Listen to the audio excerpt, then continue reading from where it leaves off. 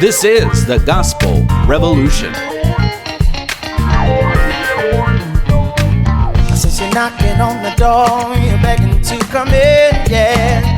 Unaware that all the while love's been knocking from within. You are the love you see, a perfect yet unique, righteous, holy.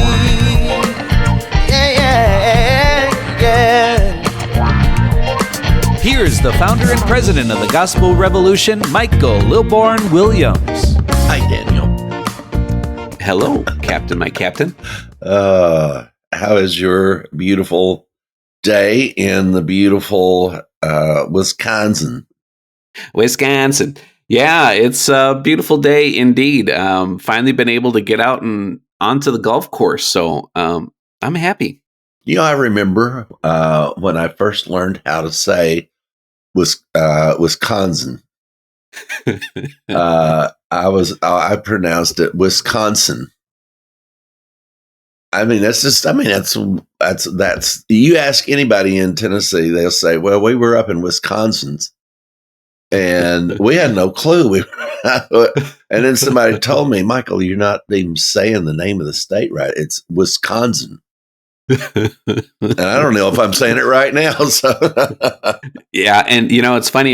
You can tell what part of the state someone is from by the way that they say it. Oh, even within the state they are. Yeah. So it's not us that are screwed up. It's people from Wisconsin that are screwed up.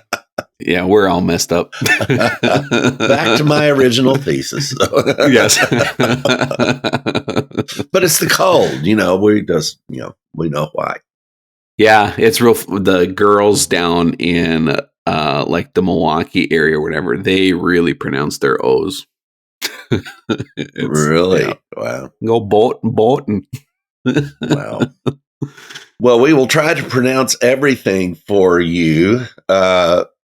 Roots or ruts, either one. We'll do our best. Hey, we finally found the key to that pronunciation problem.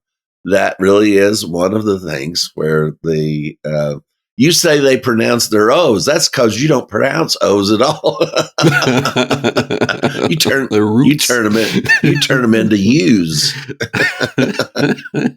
Ruts. It's like, what are you talking about? When I was working for Larry Huggins, his wife is very proper. She was a model. And just working in that industry or whatever, she wasn't a model when I was working for him, but in her younger years, she was.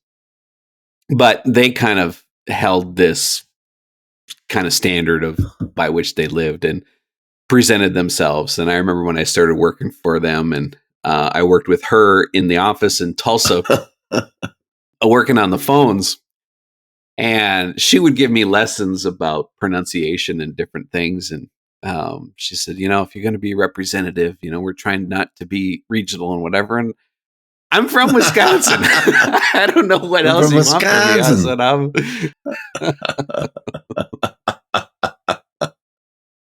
said, she was there's racist and sexist. She was statesist, I guess.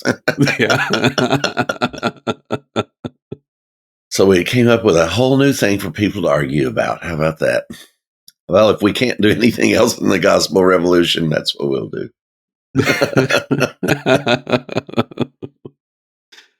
Oh, goodness. Michael, the circus we were involved with.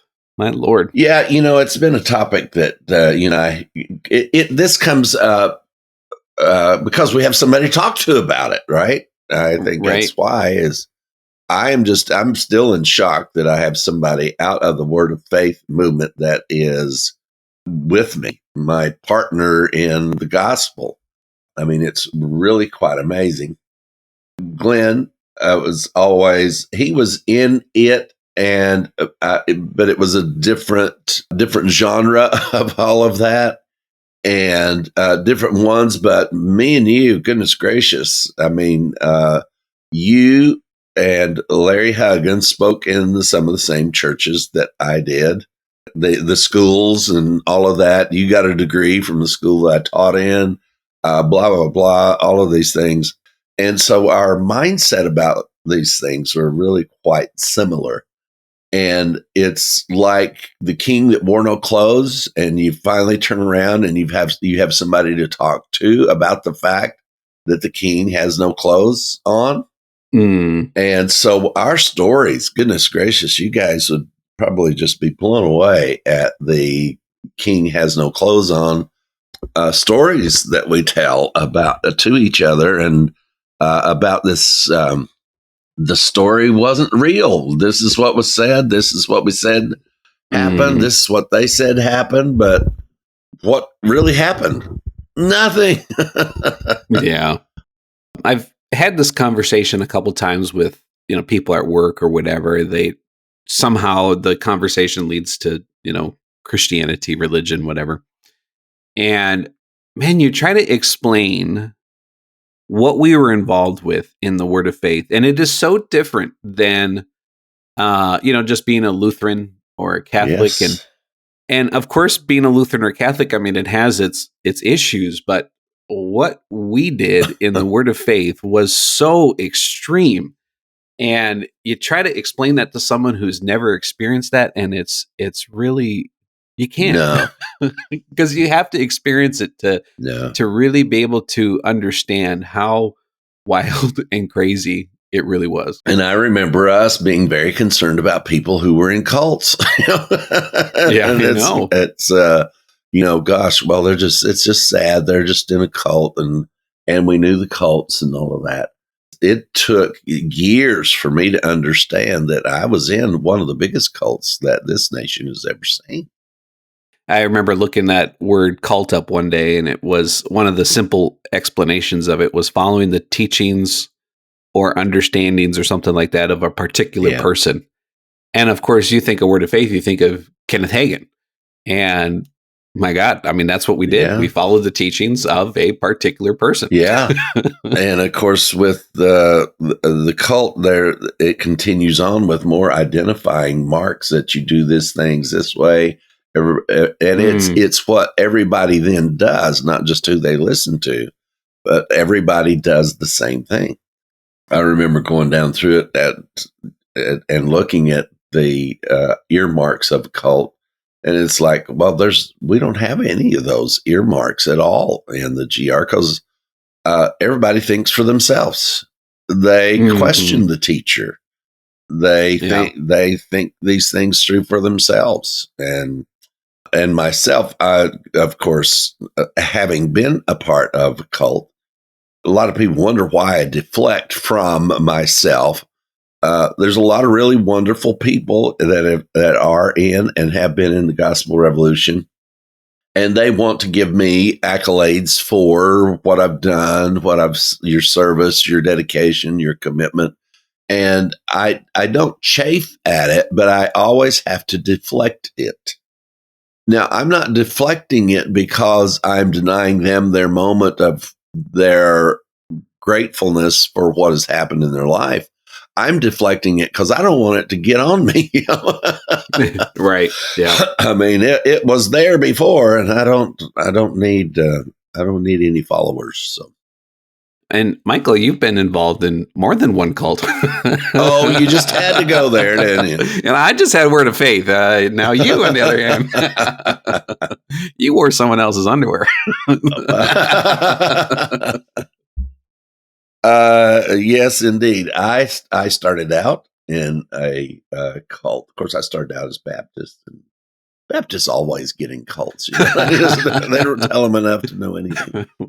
But yeah, so the Children of God, that is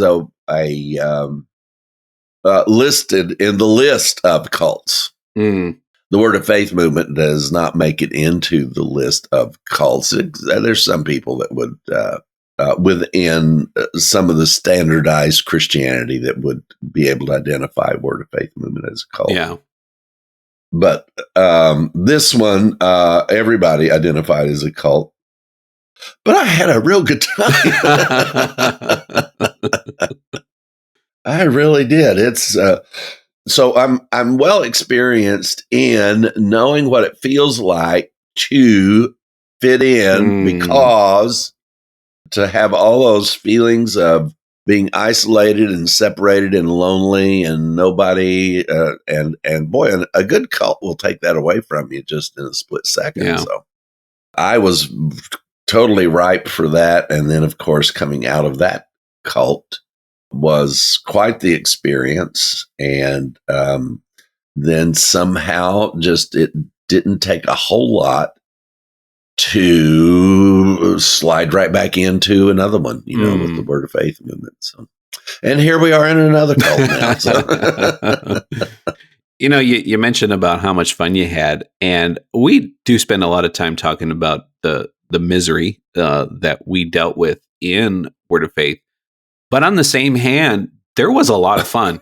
A lot of fun. Oh my God. I mean, and the services were highly entertaining. Being the one performing the service and doing the service, that energy, that feeling, that whatever, I kind of miss it sometimes, Michael. I know. Well, mass hypnosis is fun. Ask Hitler. And people do not really understand that mass hypnosis takes place every day on every level of experiences of life, of groups, anything that would provide a group. Yeah. You really have to be aware of, is this group telling me that I have to think this, and this, and this, and this, and this, and this, and this, and that way I fit in the group. But the thing with the GR, that's the thing. Well, we just on our last show just made sure that you knew that regardless of what we say, we're not telling you don't pray. We're not telling you don't do this, don't do that. And that you're not in the GR, which like I said, I didn't start that. That was the folks that did that, which is quite all right. Those groups, and you just really have to be careful that you're not feeling a part of something because you agree with everything. Think for yourself. Now, if you agree with everything that we teach, that's fine, but make sure you're thinking. Yeah. And make sure that you are thinking these things through for yourself. You don't have to go. I remember James Gustafson getting so upset with Don for Don implying that he had to go study all this for himself. And he's like, what? That's what we depend on you for. And it's not that you have to go study all of it yourself, but you do need to think it through logically in a realm of logic, not in a realm of spirituality. Yeah, for sure. And you mentioned something to me earlier before we started recording, and you said, but the cost that had on us, and that's the part that we focus on a lot. And you hear the stories about the mental problems that we had that produced out of that. So though for the moment, it's almost like, drug use or whatever, in the moment that you're in it, it's fantastic. It's wonderful. But then when you step away from it, that's when you're bombarded with all the problems of it. Well, and the consequences of it for those who have believed it to the death type thing. Yeah. The hospital bedsides, the car wrecks, the divorces, the financial calamities, the regular life that has taken place in the cult and outside the cult. Yeah. Life doesn't stop happening because you're in a cult. The very same things happen inside a cult that happens outside. Inside the Mormon church, goodness gracious, I was watching a documentary that was just heartbreaking about this young man. But anyway, he was telling his story. His mother actually was a polio victim and just never gave up on anything. I mean, she was told she'd never have kids. Anyway, she married. She had 3 sons. That got her into the Mormon church because the man she married was a Mormon. Then the second man that she married was picked out by the Mormon church. And this is in San Antonio, Texas, Mormon church. So if you want to know which one, that's the one. This isn't just in general. The San Antonio Mormon church picked her a second husband, trying to keep them in the Mormon church. The guy telling the story said, they helped out. They had money in the mailbox. It was this woman that was paralyzed, from the waist down. She had 3 sons, which everybody said that she couldn't have kids, but, they didn't know what polio victims could and could not do at the time. Anyway, she did have 3 sons. And then the second guy, that they didn't date or anything. They just said, okay, we found a guy for you. He's divorced and 2 children. And she had to go through a divorce because her first husband she came in and he was having sex with his first cousin on the couch. Mm. And he said, we're going with polygamy. So anyway, that ends up in divorce. And then the Mormon church picked out a second husband. But the thing that they didn't tell her was the reason that he was divorced from his first wife was because he tried to kill her. Oh, my God. And so he tried to kill this girl. Oh, my God. And her kids. Mm.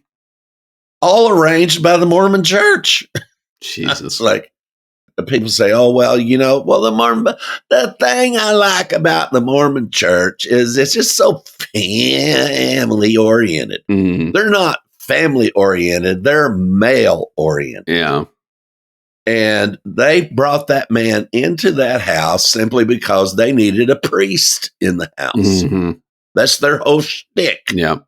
Then when he started beating up on her, it's always the woman. That's not a whole lot different than Word of Faith movement, but not as severe. But it's always the woman's fault for not providing the environment that the priest needs to be able to function in the way that he is supposed to function.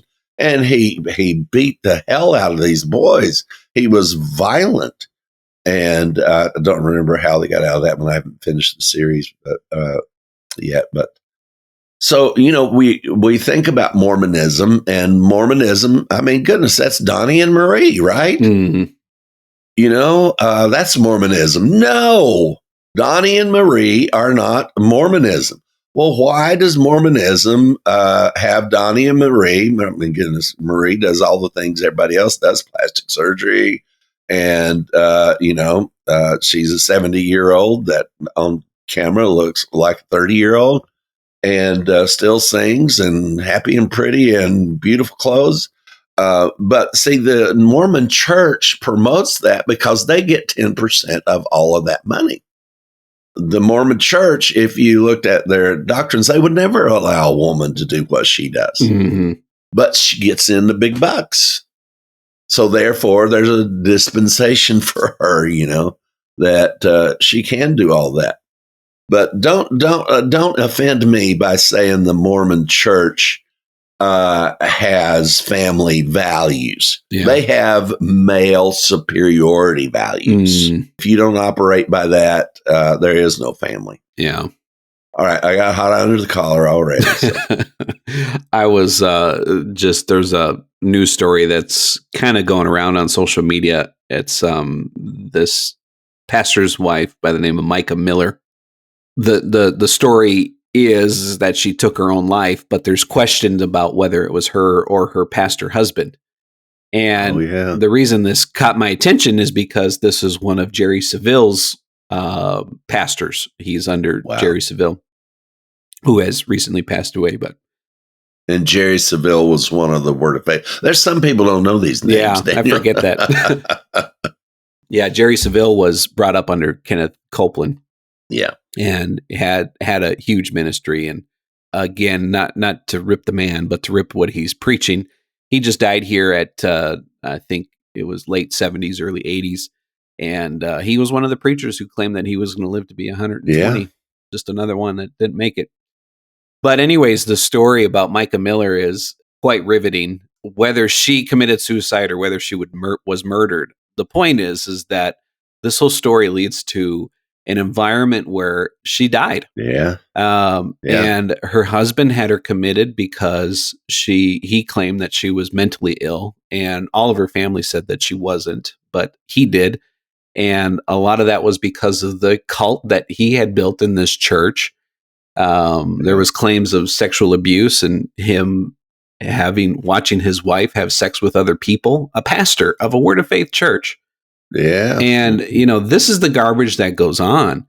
I was in tears, Michael, just reading the story and just watching, sure. because I thought, this poor girl, a sweet, sweet girl. And again, whether she took her own life or whether the life was taken from her, the mental illness that she dealt with was just overwhelmed by the Word of Faith doctrine.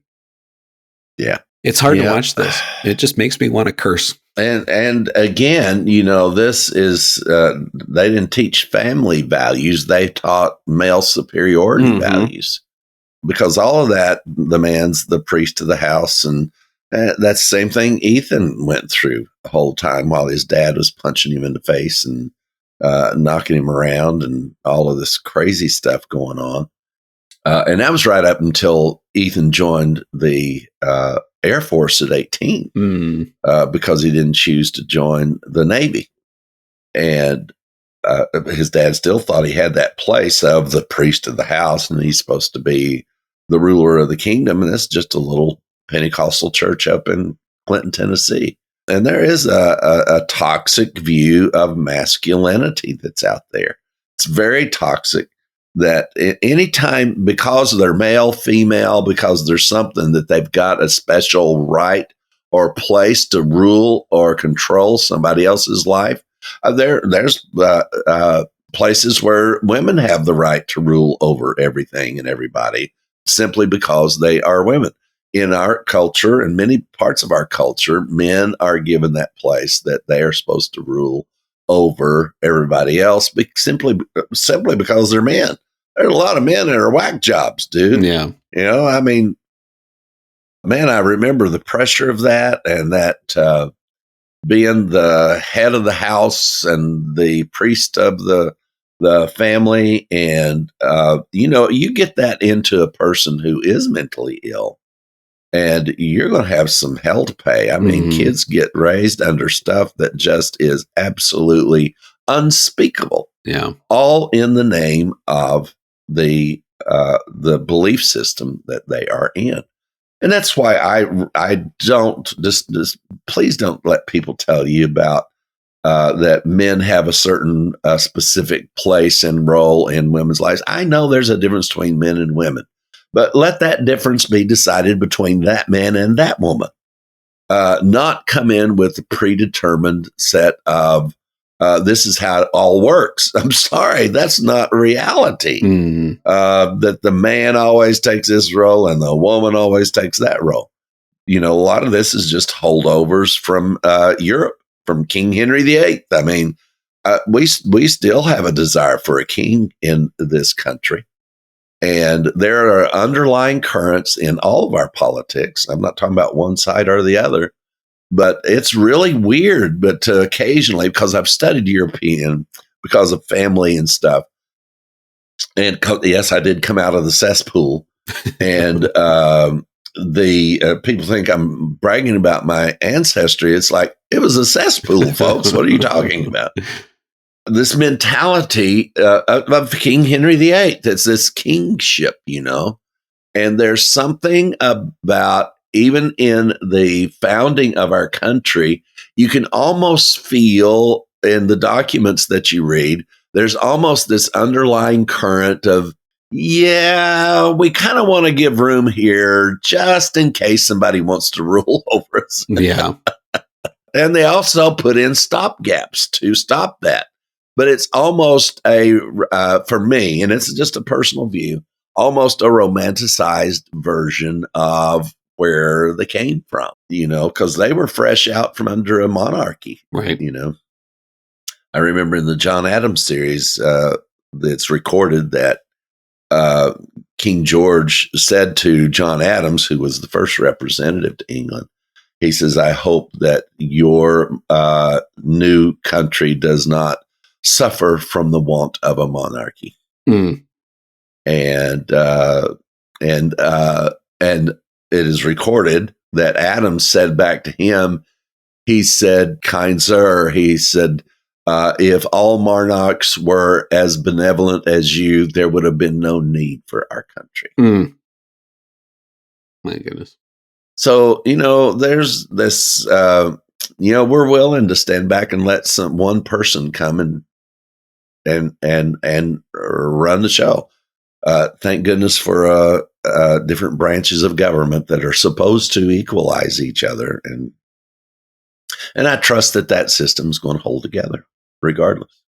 Michael, it was that having a person of rule of your life was, it was the way I was raised. Mm-hmm. And it's really interesting as I learn about the freedom that I have away from that, and almost how tempting it is at times to go back to that.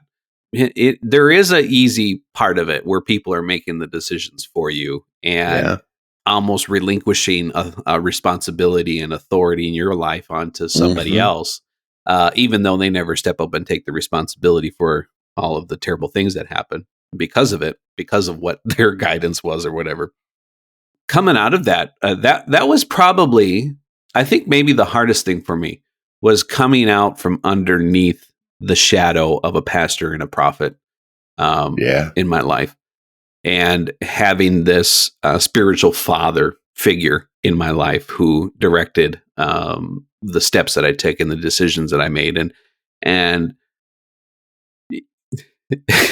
you've said this many times before, the gospel has really been attractive to those who really took Christianity serious. We took it seriously. Michael was wearing other people's clothes, and I was relinquished. Could you stop saying that, for God's sake? I had relinquished making decisions in my life, and because I believed that God was speaking through my pastor and my prophet, and that they knew better for me than I could ever know better for me. And I think if I were to say anything to anybody who might be listening to this podcast and finding themselves in that situation, finding yourself in religion, finding yourself, I think it all boils down to just be you. Don't let someone else tell you how you need to be, how you need to think, what you need to believe. Don't let anyone do that for you. What was that quote you gave of Don? Don't outsource your thinking. Yeah, don't outsource anything. Just be you.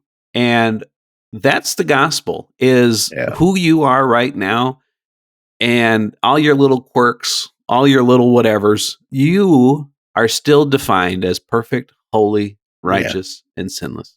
Well, Daniel, it's been an incredible journey with you. As I've said before, we've gone through this process and the interaction between different ones who've done the show with me.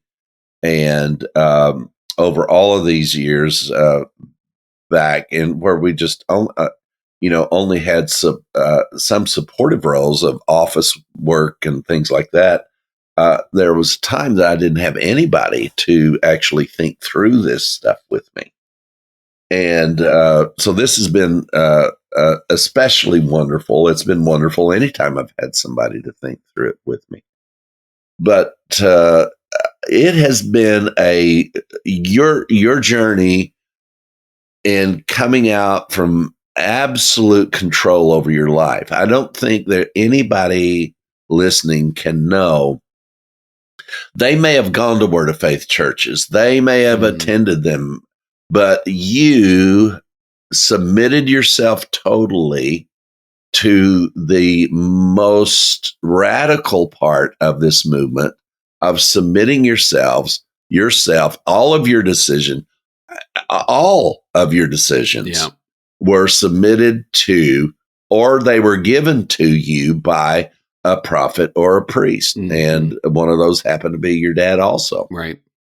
Daniel's process of getting to decide what he's going to do, when he's going to do it. Now, I know that sounds maybe a little crazy because, for you guys that have never been where Daniel was, and I did that too, but I don't think I did it to the degree that Daniel did.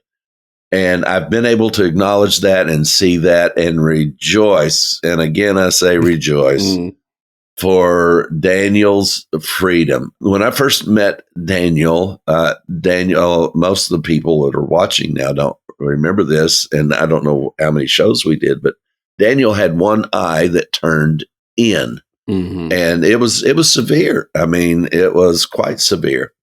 And all of those years, he had been prophesied over about that eye. He had been prayed over about that eye. And then he talked to a doctor and he said, yeah, we can fix that. And that's been since Daniel came into the GR. And he went in, got it fixed. And I mean, immediately. Yeah. Something that had been a major part of Daniel's life and acceptance of himself and was completely changed. All because he finally was able to make a decision for himself instead of listen to somebody else. Now, that may sound extreme, and it is extreme. Right. That Daniel actually had the right, the freedom, the personal fortitude, and the individuality to just say, hey, I'm getting this fixed, and without asking anybody. Now look at those beautiful eyes. Oh, thank you. Oh, yeah, it's good to be free. Like I said, there were some good things, and I had a great lifestyle. I had a lot of freedom, saw a lot of the world, got to travel, meet a lot of very interesting people, and different things like that. And of course, the services were, I guess one could say, entertaining. Take all the spiritual labels off of it. They were very entertaining, and there was a lot of energy, a lot of excitement, but all of that came at a cost. And that was the cost of peace in my mind and acceptance of who I am and all of those wonderful things. And I would give all of that up. And I have given all that up to enjoy the wonderful freedom and now to enjoy entertainment without consequences. Yeah, exactly. I got the gospel in me. I got the gospel in me. I got the gospel in me. Yeah, I got the gospel in me. Well, Michael, here we are at it again. The great commandments of Christ. I was going to ask if you're getting bored of them, but I don't think you are. Well, I'm not. And, according to one report that we got, it seems like there is a commandment to Daniel and Michael. Thou shalt not have fun at the first of the broadcast. So. Well, today we kind of jumped into business right away. So, but the thing of it is, I was just thinking about what we just did, and it's just so loaded with the experience of this gospel message. I think people are enjoying it. I think the person that told us that was jealous. I don't even remember who said it. But. Yeah, I don't either. But anyway, we'll call you jealous. And if it was you that told us, then we apologize because we couldn't remember who it was. Yeah, just remember Jesus commanded that you got to love us anyways. There you go. Yes, we could come up with some other commandments. And he told us to put it as frontlets on our head and to think about it, murmur it, talk about it all the time. So we are obeying and you are disobeying. So yeah, that's right. My aunt had actually sent me a list this week, and I think she may have discovered the list that we're working from. Oh, how dastardly. Yeah, because she emailed it to me, and it was 50 commandments of Christ, and I read through them, and I said, hey, those are the ones, that's the list we're working from. Yeah. Well, we've got the big cloak. I don't know if it's a dagger or not, but anybody could Google 50 commandments and teachings and probably come up with it. Yeah, just don't you guys tell anybody else. We just told you. But no, this group, that there's a reason that we're not going to talk about it until the end. Because this group is adamant about these teachings, and it's just devastating to find out what they did with all of this. Yeah. And we think it's a good example of what happens. The nicest people in the world will tell you, well, I just follow the teachings and commandments of Jesus. Yep. You don't. I think I felt that. I saw that. You don't even have to pay extra. So that's that anointment. Yeah. That's anointed spit. Yeah, there you go. So I think this is going to be a very powerful book. I don't think there is a book anywhere near like what it's going to be. I know there's been, I have not experienced it. After 54 years in the ministry, I have never experienced anything like this, Daniel. It's amazing as we go through it, how much we're learning. Each and every week, there's something about these commands that we're learning, and it's uncovering more of the story and showing us where we came from to where we are and exactly what Christ fulfilled and what we're free from. Mm-hmm. And the reason we're learning is because of our hermeneutics. Yeah. And you're going to go hermeneutical. Yeah, we're going to be hermeneutical again. And we follow this, and it pays off every single time. We compare, as Jesus told us where to find the understanding of him. So if you're going to find the understanding of him, do you look at his teachings? He didn't say, go look at my teachings. He said, if you want to know about me, go to the Hebrew scriptures. Yeah. And take with you my sidekick, the Holy Ghost, and let him compare that with the scriptures. That's the only thing that will make sense out of the teachings of Christ. Right. And the commandments of Christ, or the teachings of Paul, or any of the rest of them. I think it's what has exposed, I know it's what has exposed the teachings of Peter, James, and the elder John as being so, gosh, I just went through First Peter chapter 2 again and Ephesians chapter 4 and compared to, I'm going to say this, just now get ready. I'm going to say it. You ready? I'm ready. I'm buckled in. These teachings compared to the gospel are buffoonish. Buffoonish. Yeah. It's brand. I felt that one. Probably had a little spit with it too. This, I have no hesitancy to tell you that this sounds like a bunch of buffoons. I mean, it is so anti-gospel, and you're going to get yours in the end, and all of this stuff. It's just there's no gospel in it at all. We were talking just before, and we just kind of walked through the whole thing as to why. Why do we understand it? I really think the only thing that causes people to understand the gospel is that they accept the equality of the message.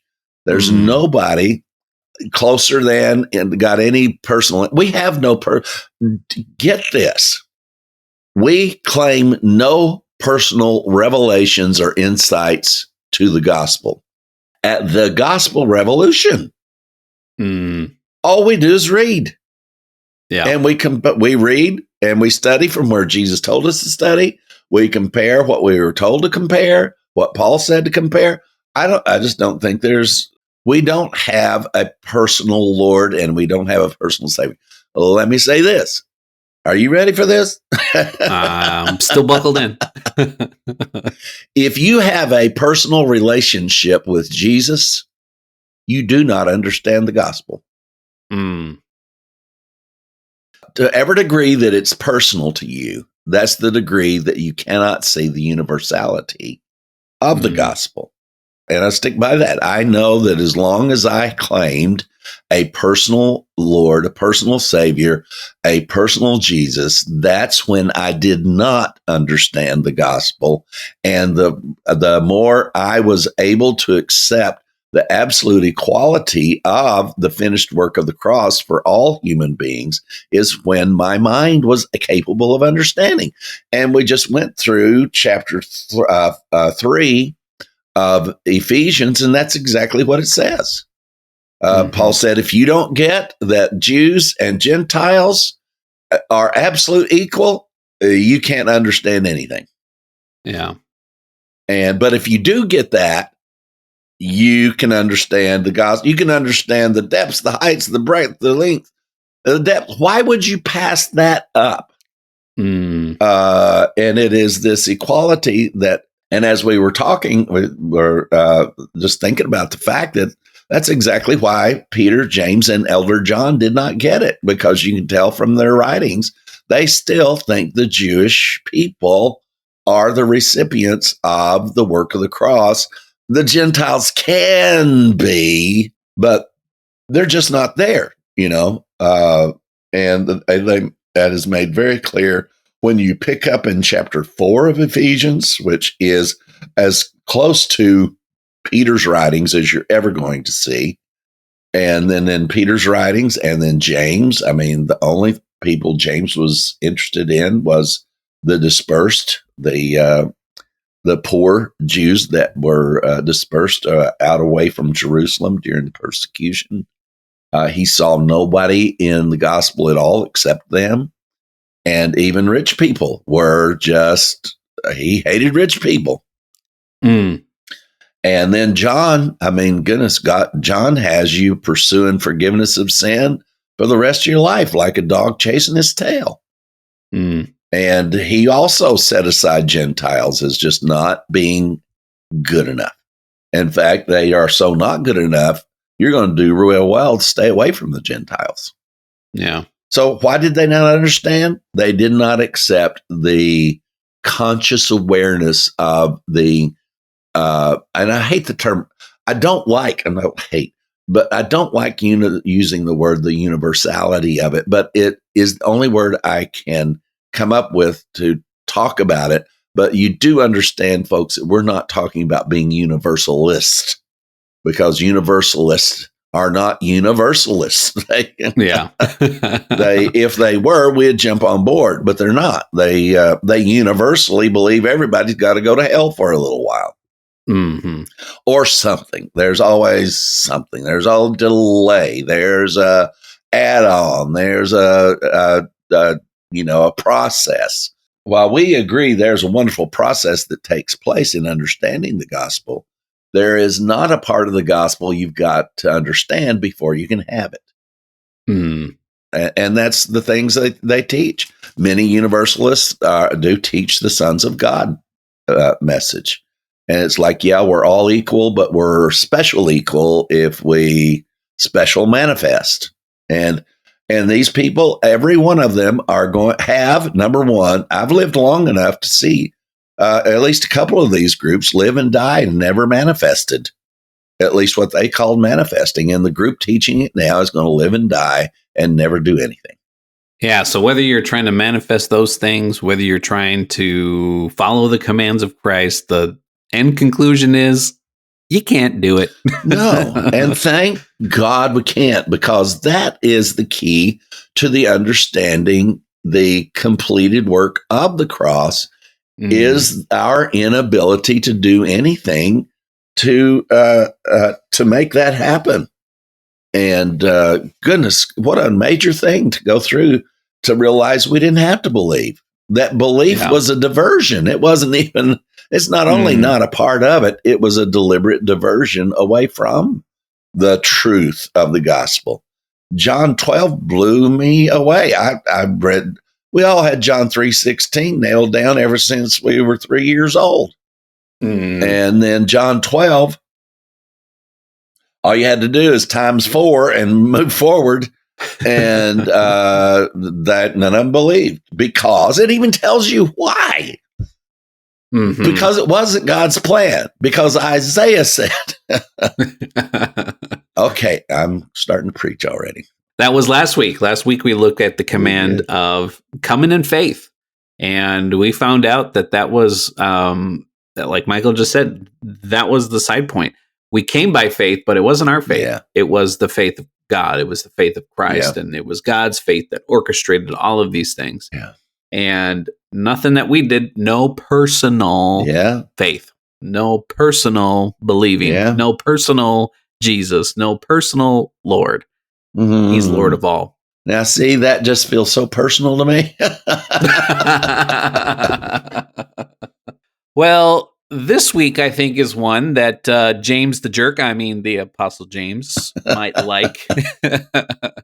And our command this week is to bring in the poor. And this is out of Luke chapter 14, verses 12 through 14.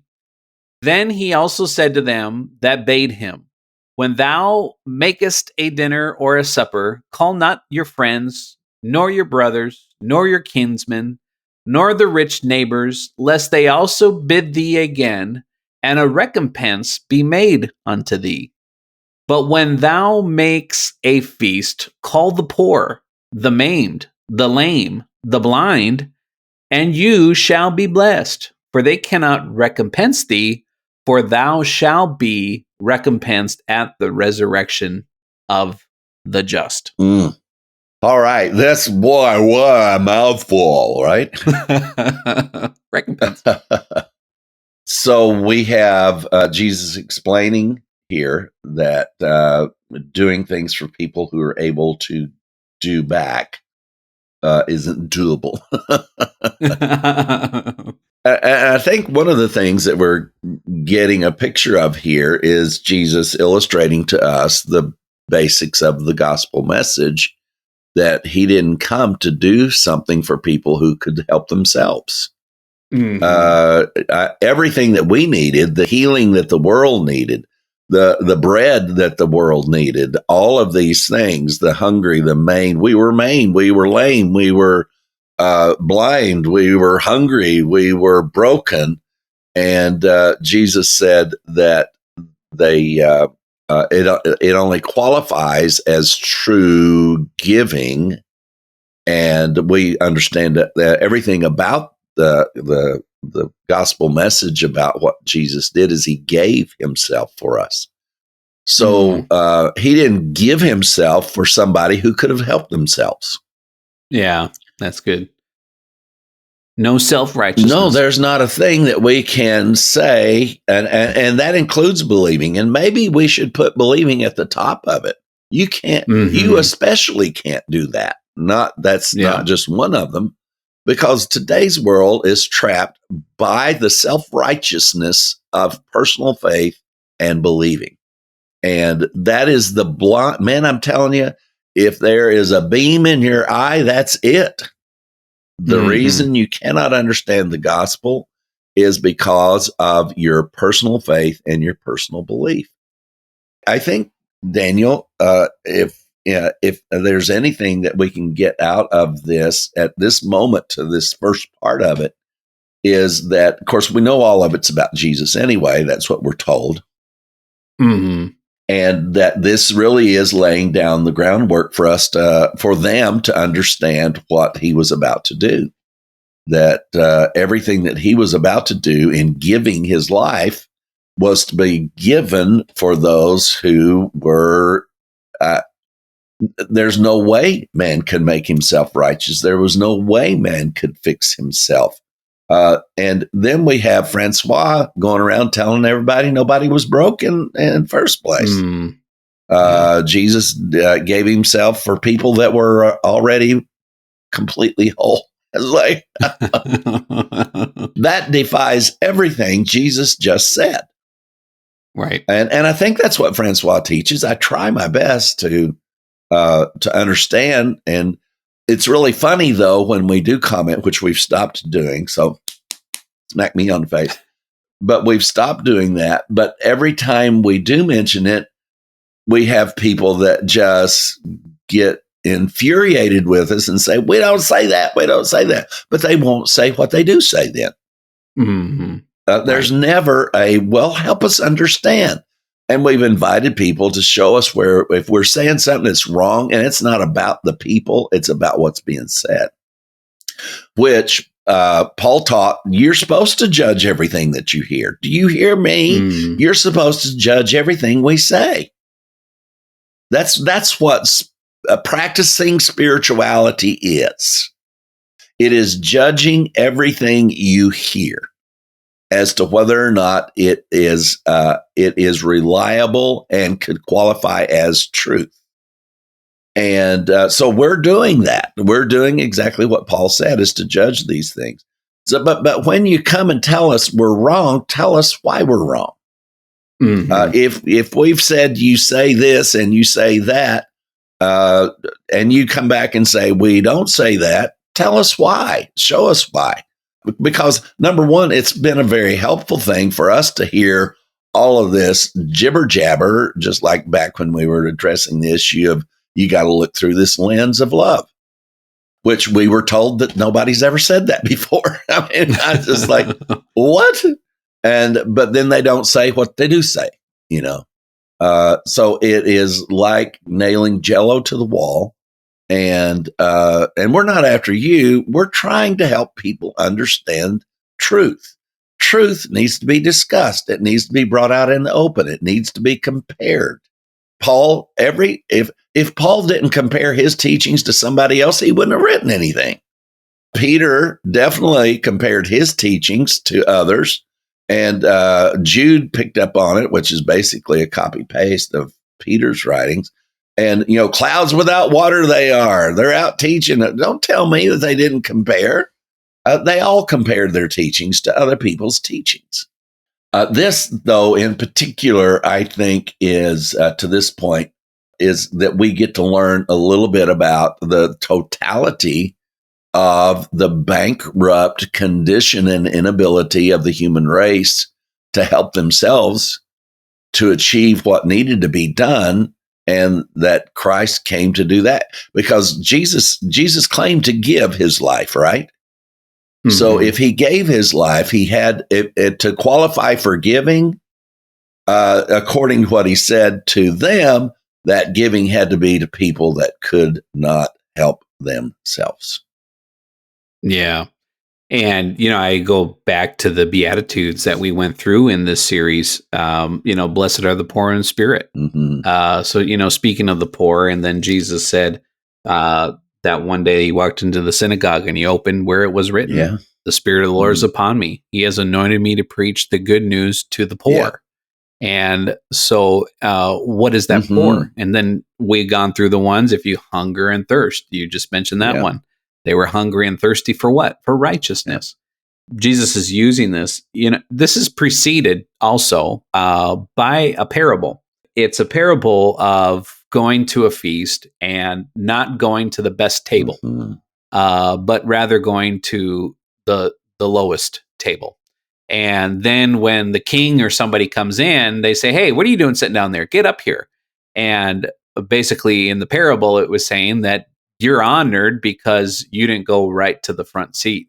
You took the lowest of seats, which is exactly how Jesus came in. You know, he was born in a manger. He wasn't born in the palace. He was heir to the throne, but he didn't come in like a king.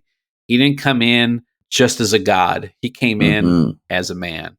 And that's the whole process in which he brought this all about to us. And that process is really made clear in Philippians 2, where it says that finding himself in the form of God, what did he do with that? He made himself servant unto all. And therefore, God raised him up and gave him a name which was better than every name.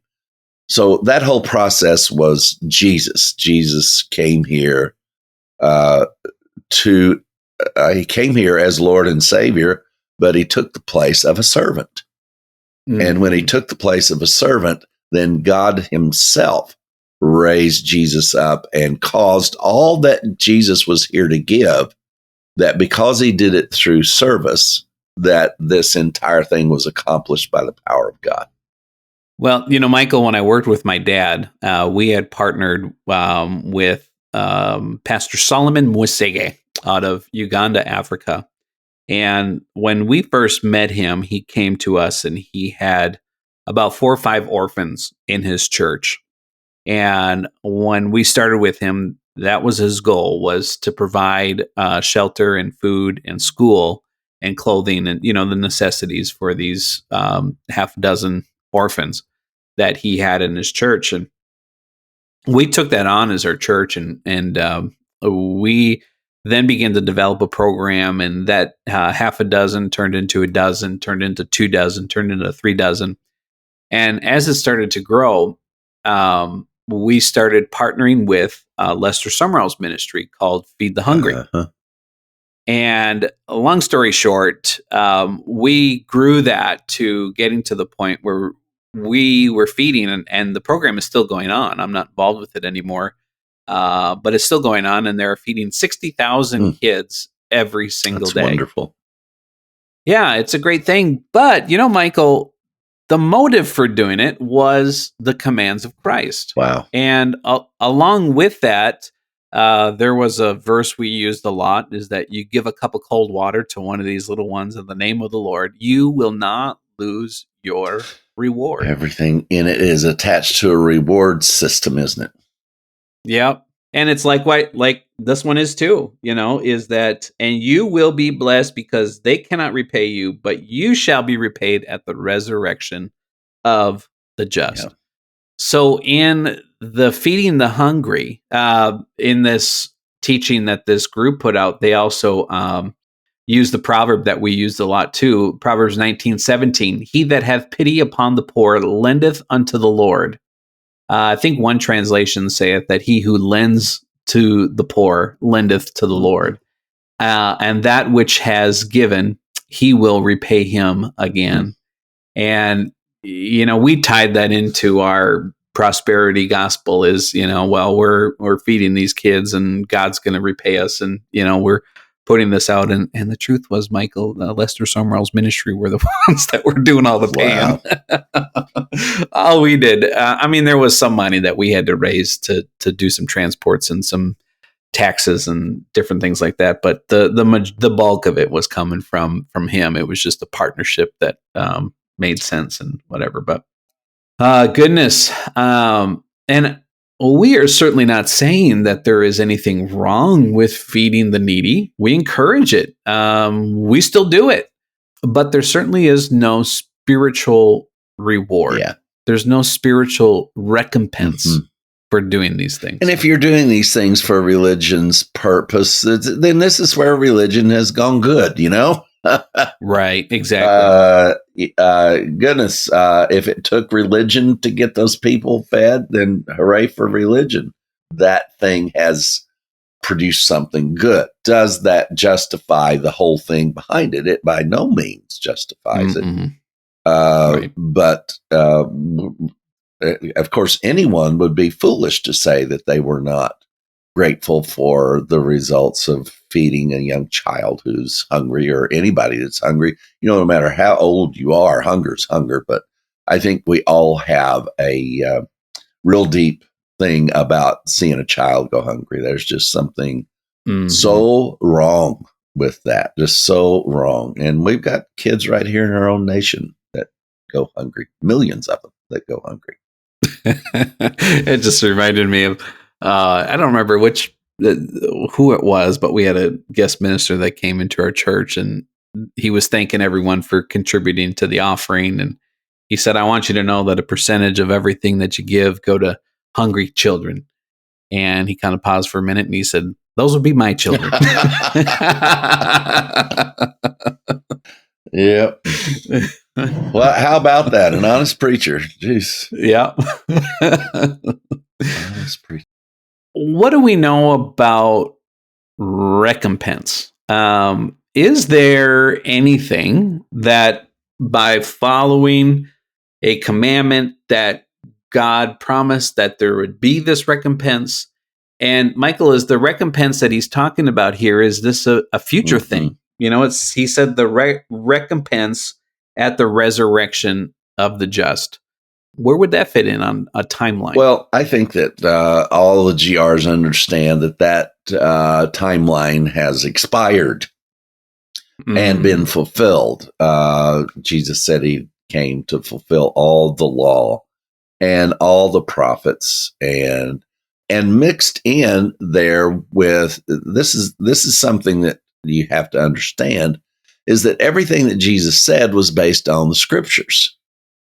So Jesus came to fulfill all the law, all the prophets, and all of his own teachings. Because all of his own teachings were based on the law and the prophets.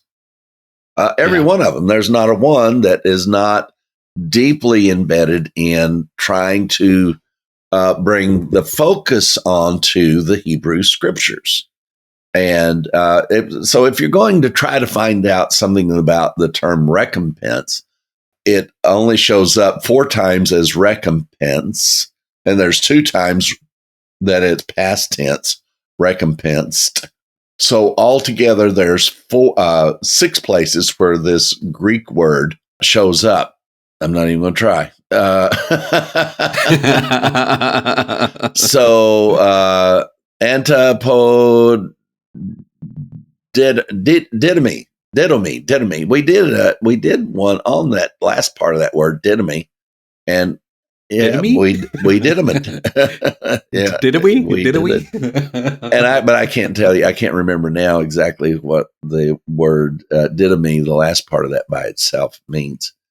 But anyway, the word that is used here, it means to requite, good or evil. You know, you hear about unrequited love. That means love that's been given that hasn't been returned.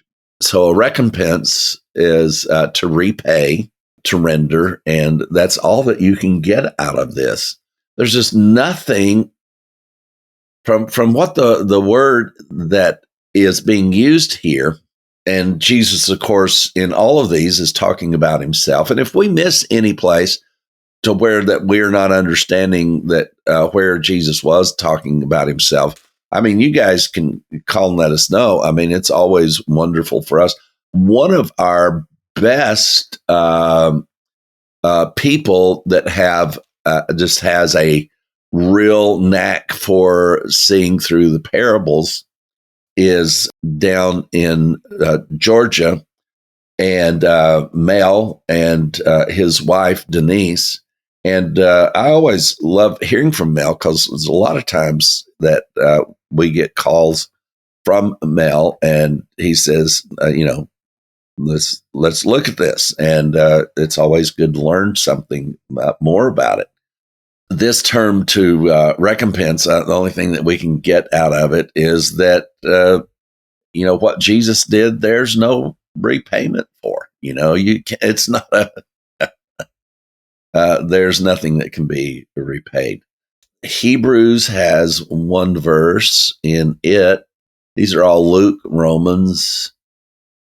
The verse in Hebrews, of course, is interesting because this is the application of recompense in the bad way. And this is Hebrews 10:30. For we know him that saith, vengeth. Is that King James, the words that aren't even King James'd. For we know him that saith, vengeance belongeth unto me. I will recompense, which means to repay. The Lord shall judge his people.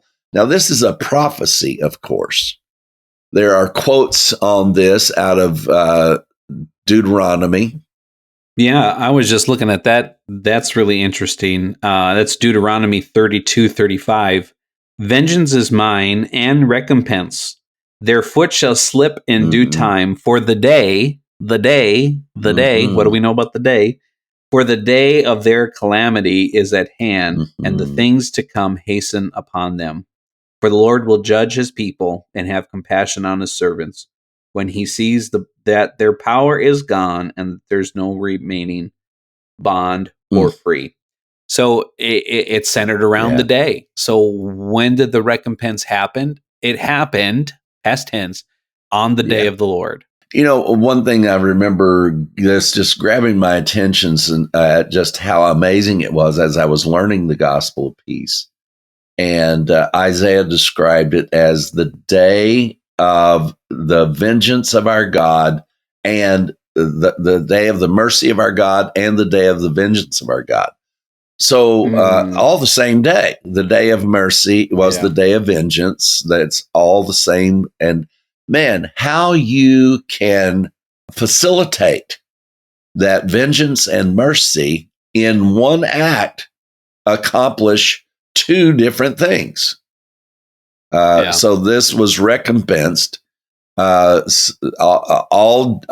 just punishment came, and all undeserved, which that's what mercy is, undeserved mercy came all at the same time. Because, and there's only one way that could happen, and that is if the judgment that was assigned to mankind by God was then assigned to the very body of Christ.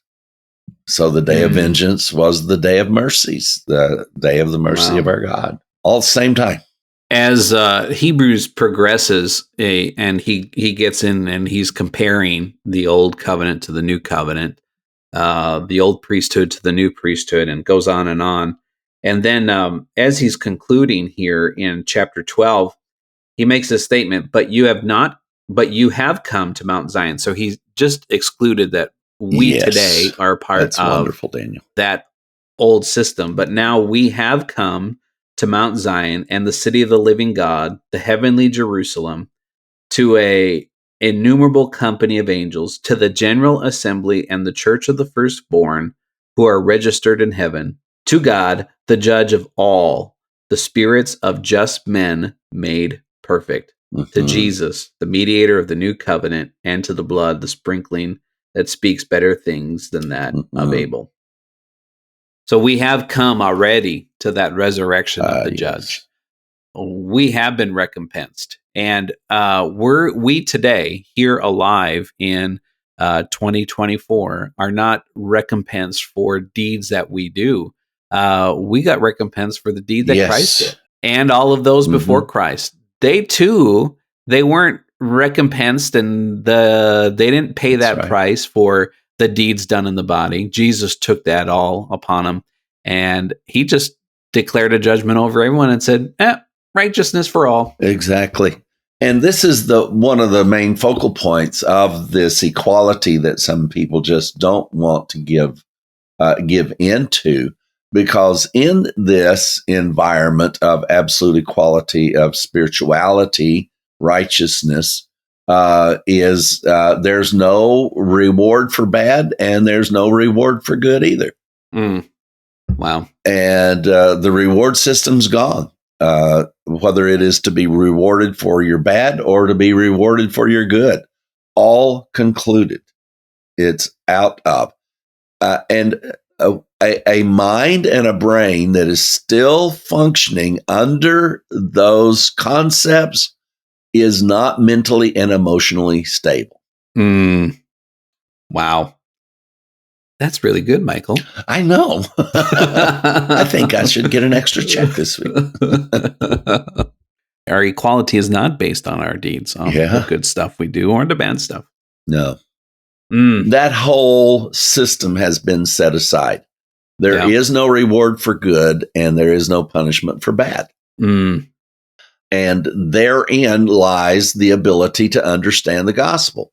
If you still have any concept in your mind that God is favoring or rewarding, whether it's in wartime for one side over the other, or that this happened over, and folks, when you hear the stories, it sounds just undeniable. But the fact of it is that things happen even without praying. And as we've shared, you can tell somebody how you prayed and then that all of this happened, but you got to understand, you've forgotten to tell them about the other 99% of your life, that there was no response to your prayers because you pray about everything. And then to say, I prayed about this and that happened just exactly that way. Well, cha-ching, finally, you can win the lottery quicker than you can do that, at least the scratch off, But folks, the power in knowing that we are not under the punishment system. Now, that's the first one that I got was, the gospel of peace.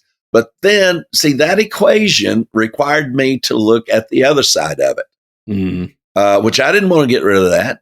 Right. I wanted my personal Lord and personal Savior to do my personal bidding about my personal things. But if he is not angry with me or anybody else or going to reward anyone for what they've done wrong, then the whole system has to be gone. Mm. And this system of punishment and reward was absolutely decimated at the cross. It does not exist. And I was, I tell Daniel, I tell everybody, I wander around this house. This is a nice little place. It's about 1,300 square feet. It's way plenty space for me. 3 bedrooms, 3 baths. I don't know how they pulled it off, but it's laid out so well, and I just really, really like it here. And but I just wander around here. There's some times that I'll have a visitor or guest, and just like my daughter and my grandson was here, and that was wonderful. It was wonderful before they got here. It was wonderful while they were here. It was wonderful after they left, and it's just wonderful all the time. Mm. I was sharing with one of my friends earlier. I said, I just don't even know what to say. I said, I am a very happy man. I just love sharing my happiness with other people. Mm. And however I can, wherever I can, I'm happy. I'm happy when there's loss. I'm happy when there's gain, because see, the thing that makes loss and gain so emotionally volatile is when we think we're being either rewarded or that we're getting karma back or punishment or, God's withholding what, oh my gosh, all the things that we used to say, well, you're out from under the umbrella of protection. And, you need to get under the spout where the glory comes out. And oh my gosh. And none of that mental illness lives in me anymore. No. I mean, you'd think I wasn't even a Christian or something. Mm. I don't think you is. No, because if you're a Christian, you have to experience a sense of reward and a sense of guilt. That's what qualifies you to be a Christian. Yeah. And if you don't feel guilty, that means you really don't believe. And if you don't go around praising God for what Jesus did for you, turning right or left at Oak Street, then you're just not a Christian. Mm. But if you do, you are a Christian. Yeah. Well, this commandment of Christ is very much a commandment that is tied in like the rest of the law. This one has a promise. You remember in Deuteronomy, when you read through that, you'll see if you follow the commandments, these are the great things that are going to happen to you. Yeah. Well, this commandment says that if you help the poor, the maimed, the lame, and the blind, you will be blessed. But it's interesting on this one is there was no earthly blessing to it. Mm-hmm. The blessing that would come would be a blessing at the resurrection of the just. The other commandments that you see in Deuteronomy, I mean, they got their vineyards would be bountiful, and they get big grapes. Yeah. And here it's something they'd have to wait for the resurrection.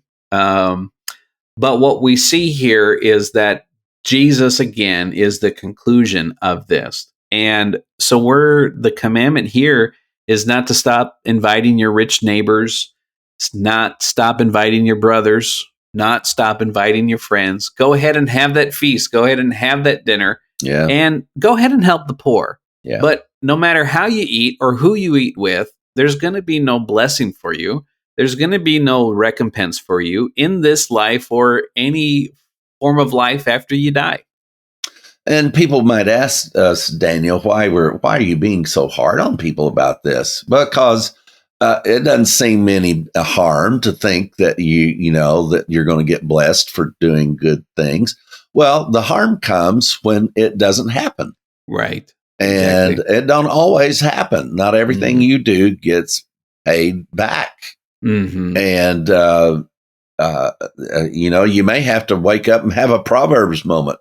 The same guy that said, I've never seen the righteous forsaken or his seed out begging for bread said, you know what? I was out the other day and I saw this righteous person absolutely starving to death. And this evil person sitting over there under a palm tree eating bananas. That's my translation. But so, sometimes when you think you've got it all figured out, you need a good proverb to realize that, this stuff ain't what you think it is. Yeah, every now and then these prosperity preachers, they get honest. And I heard Jesse Duplantis, who is a prosperity preacher in the Word of Faith movement, he got up one day and he said, I believe that God is going to bring back increase into my life 100-fold. But, sometimes I was just arguing with the Lord the other day and I said, just give me dollar for dollar back. If every dollar that he gave, if he could just get that dollar back, he'd be happy. Yeah. Which means he wasn't getting a 100-fold return. Yeah. And goodness. Honesty. Goodness gracious. What a rare commodity in Christianity. Yeah. Because if you're going to be a good Christian, you've got to be a good liar. And even when the ones that do work, you're lying because you're leaving out part of the story that makes it a miracle. Yeah. You add the whole story, no longer a miracle. Leave out part of the story, bam, there's a miracle. You don't have to do that, folks. Goodness gracious. And it just seems so justifiable. I remember my mind going through it and even thinking, wait a minute. What I'm saying, it was while my mouth was going blah, blah, blah, blah, blah, blah, blah, blah, blah, blah. And my brain was going, that's not exactly the way it was. Mm-hmm. Oh, I just hated that voice in my head.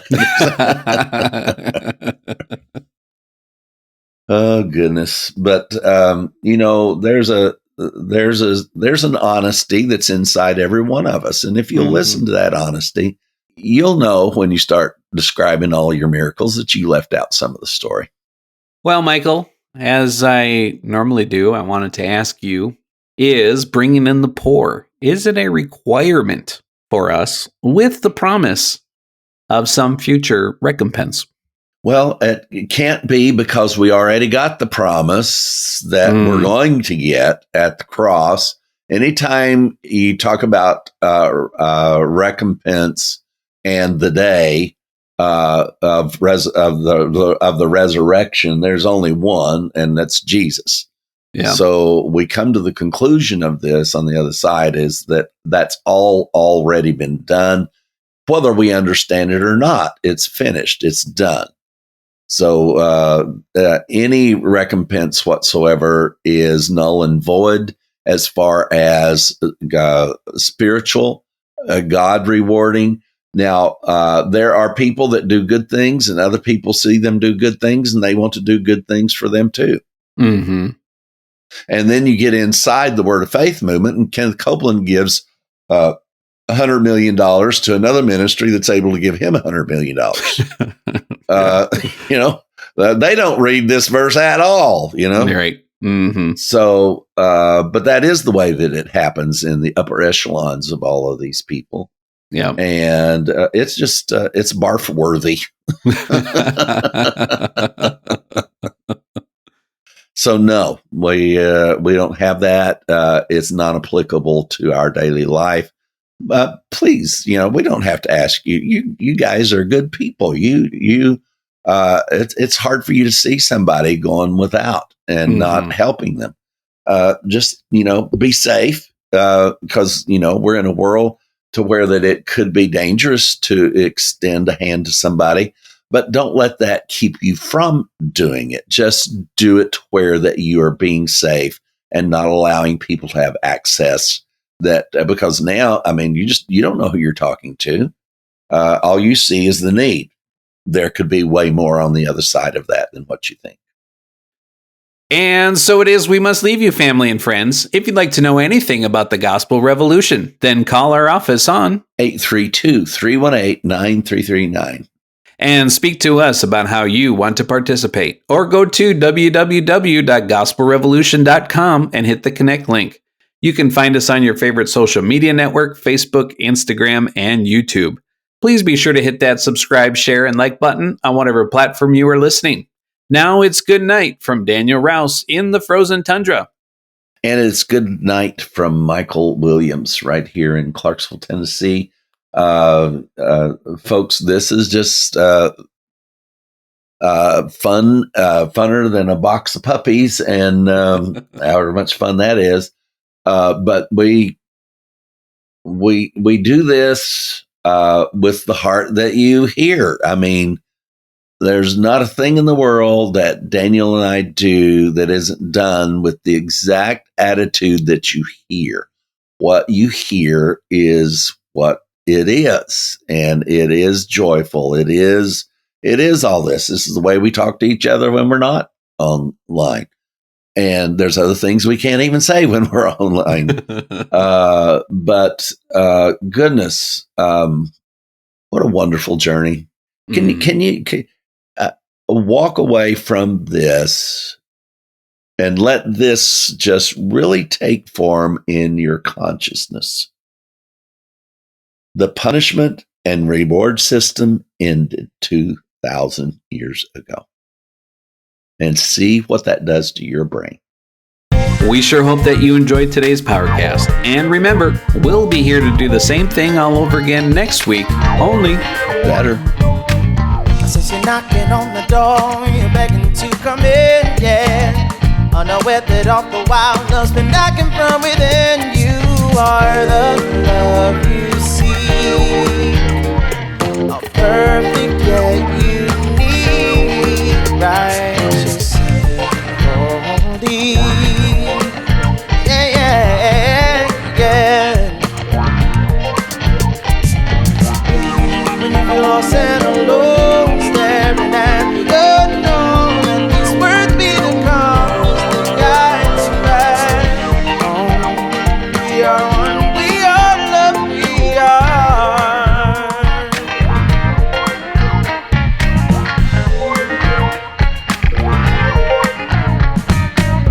Know where you gotta be, nothing to complete. It's not a thing that you need, you're the love. Just remember to breathe and take a second off. Look, I'm just trying to remind you that you're perfectly divine, flawlessly designed.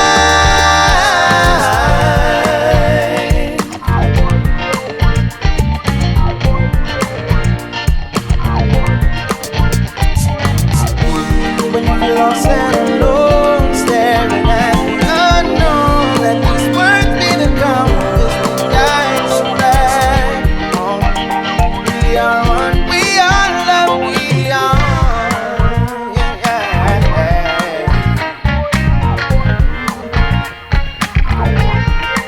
We are love.